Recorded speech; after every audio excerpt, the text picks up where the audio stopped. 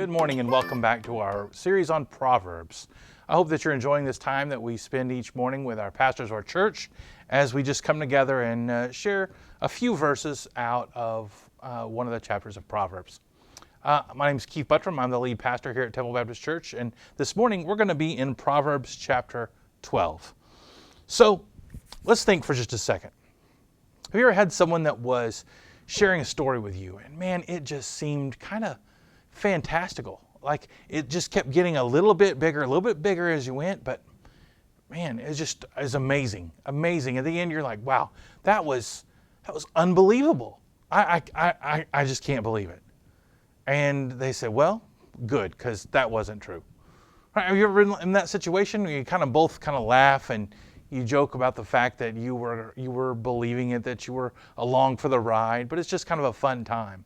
But imagine if instead that person had shared that story with you and convinced you that this is true, this is real stuff. And then at the end of the story, they didn't bother to tell you that they were joking or that it wasn't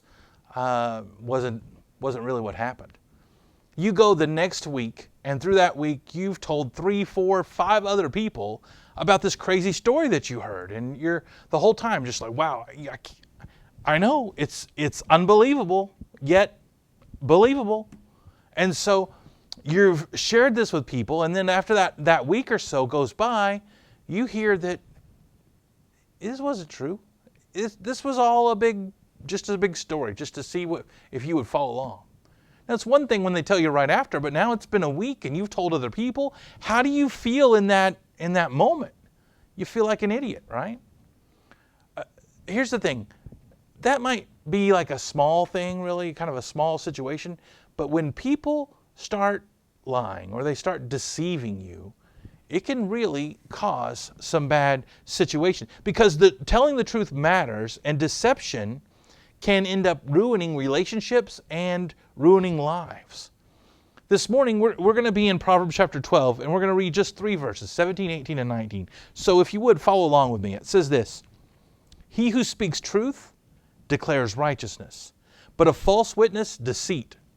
There is one who speaks like the piercings of a sword, but the tongue of the wise promotes health. The truthful lip shall be established forever, but a lying tongue is but for a moment." According to this, especially starting in verse 17, speaking the truth is always important. And when you choose to speak truth, you are actually declaring righteousness. What you're doing is you've chosen truth over falsehood, and you're agreeing with the fact that there is truth, agreeing with what is right, agreeing with God on what is right. You are declaring good. Especially when you do that in a situation where you yourself could suffer some sort of loss, where you could be the one that suffers embarrassment or a financial loss. Because you're saying, look, truth is so important, it matters so much that even though I myself am not going to benefit here, matter of fact, it's going to be to my detriment, I'm still going to tell the truth. Verse 19 tells us that the truthful lip, or the one that tells truth, shall be established forever. Telling the truth builds a foundation. It puts down roots because it's solid, right? And it's something you can always go back to. I was truthful. I was honest. Whereas telling lies, it says, is but for a moment.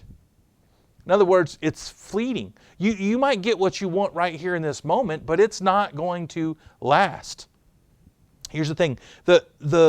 The lying person, or the one that is deceiving people, is going to have to continue to do that in order to keep it going, right? In order to not get caught.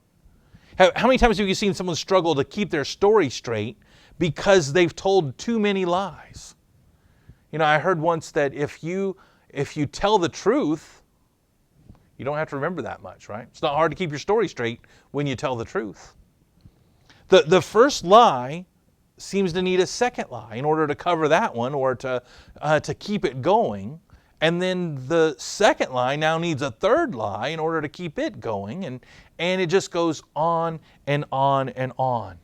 We have to be careful, because when we start to tell lies, when we start to deceive people, we are going against the honesty, against what's right and what's good and what's pure, and against what God has for us. And it's not going to last. It's but for a moment. And then verse 18 actually talks with us about how we share the truth, how we tell the truth. It says, there's one who speaks like the piercings of a sword. Someone that tends to blurt out whatever they're thinking in that moment without regards to how it's going to be heard could be said to be someone that is like the piercings of a sword. All right, it does damage.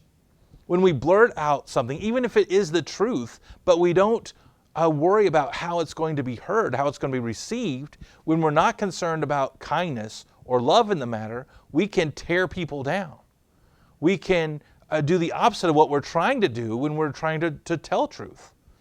I wonder what it would be like if we instead began to think about our thoughts before those thoughts become comments. Right? Isn't that what usually gets us into trouble?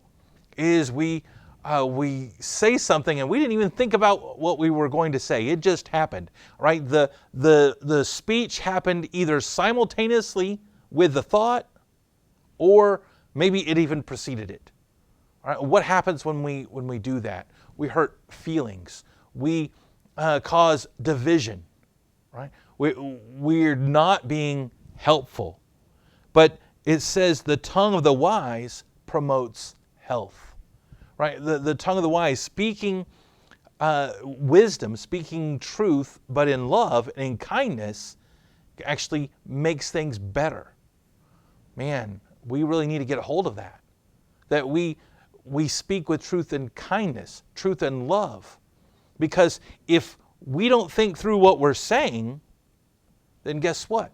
We are much more likely to hurt people. But if we stop and we make sure that what we say is done in kindness, it's done in love, we are much more likely to be listened to. If you're going to try to speak instruction or speak correction to someone's life, how much more are they going to listen to that if you're going to do that out of love? We have to remember that what we say matters. That truth always is better than deception. But even truth has to come out laced with love and kindness.